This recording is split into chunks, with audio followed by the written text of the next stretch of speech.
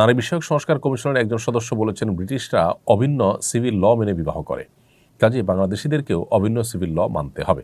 সাধারণ ধর্মের মানুষের জন্য কমন আইনের ভিত্তিতে নিষ্পত্তি করলে শরীয়তের দৃষ্টিতে কোনো অসুবিধা আছে কিনা। দেখুন, নারী সংস্কার কমিশনের সদস্যরা পশ্চিমা পৃথিবীতে যা পেয়েছেন সেটাকে হুবহু কপি পেস্ট করে আমাদের দেশে চাপিয়ে দেওয়ার চেষ্টা করছেন এবং তাদের সুবিধা মতো পশ্চিমাদের কাছ থেকে যা জানে আর সেটা নিচ্ছেন। পশ্চিমাদের কাছ থেকে নেওয়ার আরও অনেক জিনিস আছে, সেগুলোকে তারা খুব সচেতনভাবে এড়িয়ে চলেছেন। একজন ইতালিতে গিয়ে দেখেছেন সেখানে মানুষ পাস্তা এবং পিজা খায়, এটাই তাদের প্রিন্সিপাল ফুডের মতো।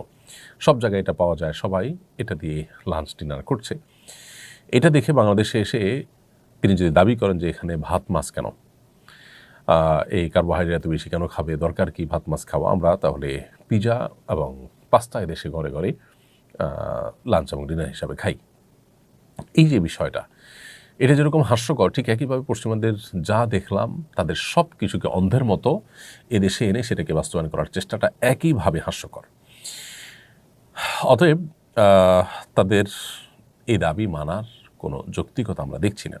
দেখুন, ব্রিটিশ আইনে এখনও ব্যাপকভাবে স্থানীয়ভাবে ধর্মীয় সংস্কৃতি এটা সংরক্ষণ করার ব্যবস্থা রয়েছে এবং ধর্ম এবং ধর্মীয় সংস্কৃতির প্রভাব রয়েছে প্রত্যেকটা পদে পদে সে সমাজে।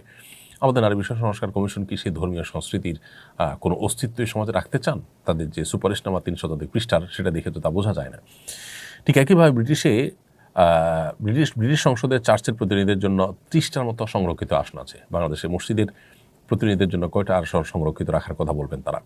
ব্রিটিশ রাজাদের প্রোটেস্ট্যান্ট যারা হয়ে থাকে তারা খ্রিস্টান হওয়া জরুরি এবং স্থানীয় চার্চকে রক্ষা করবেন এই মর্মে রাজাকে শপথ করতে হয়। আমাদের দেশে যারা যখন ক্ষমতায় আসবেন তারা কি মসজিদ সংরক্ষণ করবেন এই মর্মে তাদেরকে শপথ করতে হয়?